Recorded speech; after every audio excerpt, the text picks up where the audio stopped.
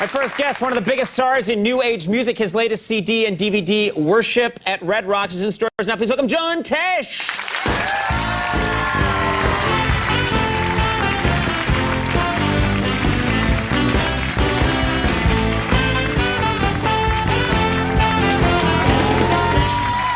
Now, welcome to the show. Thank you. Now, so much to talk about. Yes, First of all, this is unbelievable. You wrote that you were just introduced. Why is everything you say about me starts with that? Well, this it's incredible. Unbelievable. It's unbelievable. You're such a large man. You're called Teshi. It's all fantastic and magical to me. You were just introduced, and the band played, as we all know, the NBA theme, which you wrote. You were, and I don't know if everybody is aware of that, but you were the composer of the NBA theme. Yes. And yes.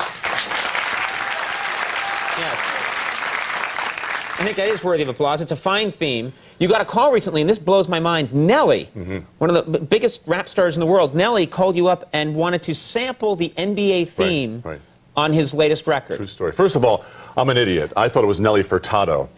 So I didn't know who Nelly was. But Right. You didn't know who Nelly was? I really didn't. And, well, because, you know, I travel in a different circle than the Nell Meister.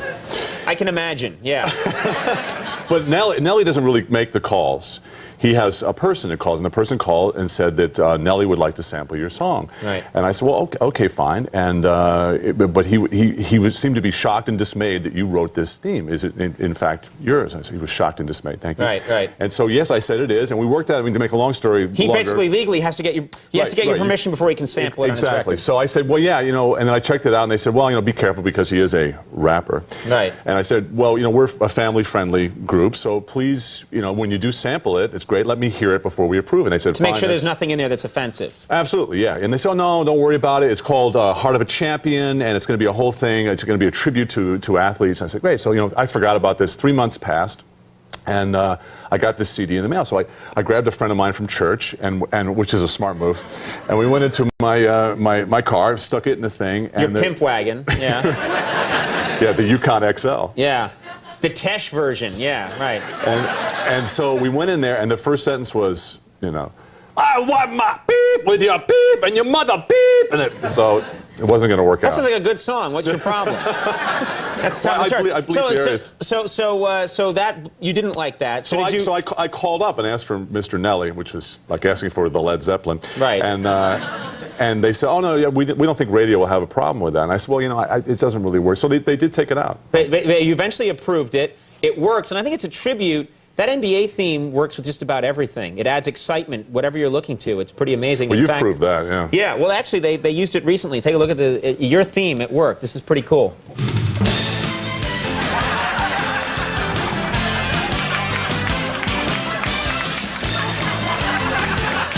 It's funny. It adds the drama of the NBA. You know, now it's going to be a lawsuit. Thank you so much. Well, that's your lawsuit, not mine. I'm over here. As usual. I'm just showing stuff around. I'm a tall man, but you are a freakishly tall man. I think it's fair to say that. What are you laughing at? Well, you're like 7 feet tall. No, I'm 6'6". We actually had to get extra giant furniture tonight. And how old are you? I'm how old? Yeah, no. I'm 6'6", and I do shop at the tall man shop. I mean, at the Rochester Big and Tall thing. I have the big, you know, the big. You have to go to the special store where they. You don't buy your stuff off the rack. Yes, I boy. do. What are you talking about? What are you talking about? I don't have to go to the circus and have them make me a. I go to a regular store like everybody else, and you know. I wear size 15 feet shoes, and your feet strap on. Very nice to hear, Frankenstein. I mean no harm. So you're 6'6". Yes, sir. And you got tall at a very early age. Is that did. Right? I was. When you were like 6. You were. Well, no, I was when I was in 9th grade. I grew to 6'6", and I'm 220 now. No. In 9th grade, I was you were 6'6". I was 6'6", but I was. Did you still dress like a child, like little short shorts and a beanie, propeller hat? Yeah, but I was missing a hormone, so or something. So I had like a really high voice, and my testicles hadn't dropped yet. No one asked about your. Not one question about your testicles. No one was asking about that. I love that you're checking Nelly's album to see if it's family friendly. Well, I think this is just fine. Now to talk to Conan. Testicle, testicle, testicle.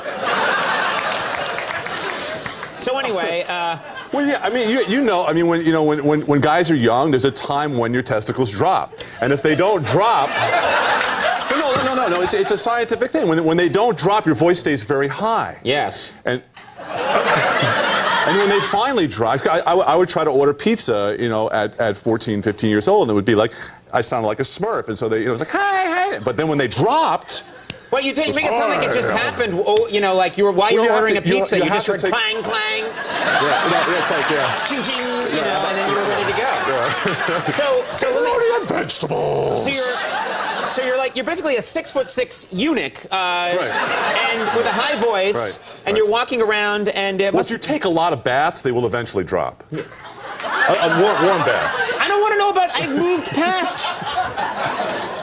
Oh, I'm sorry. I've moved past your testicles, so to speak. I don't need.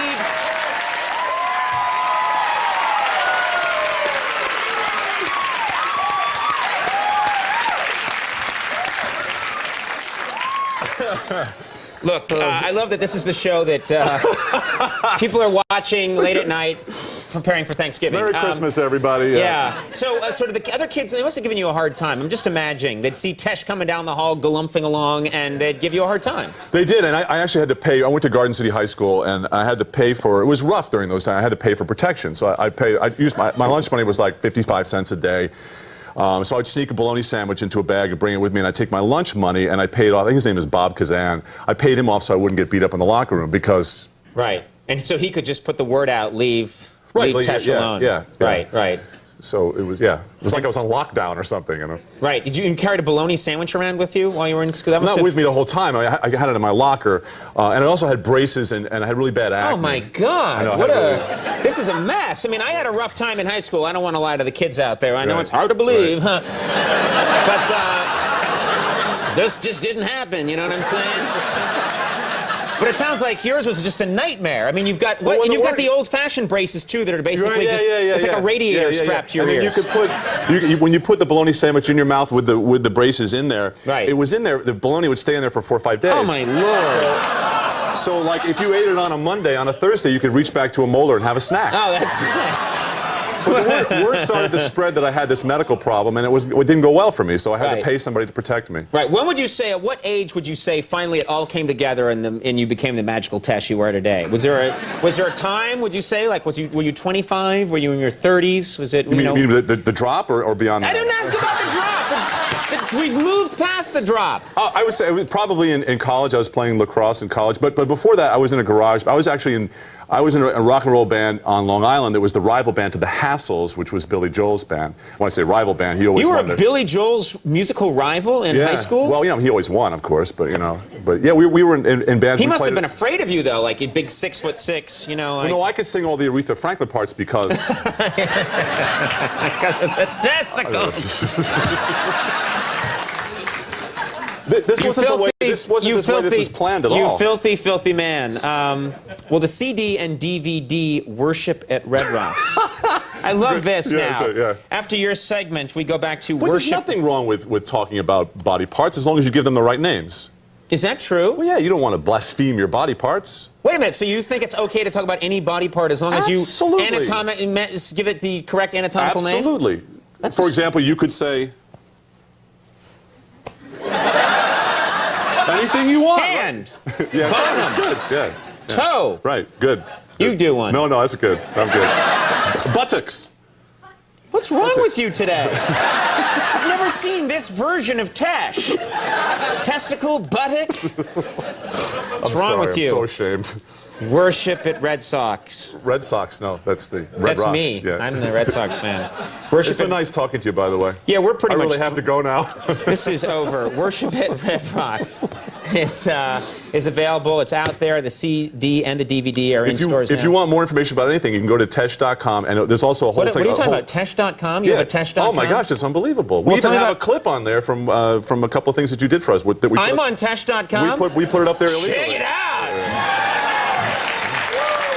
Incredible. All right, John Tesh, thank you very much. Horatio Sands coming up to take a break.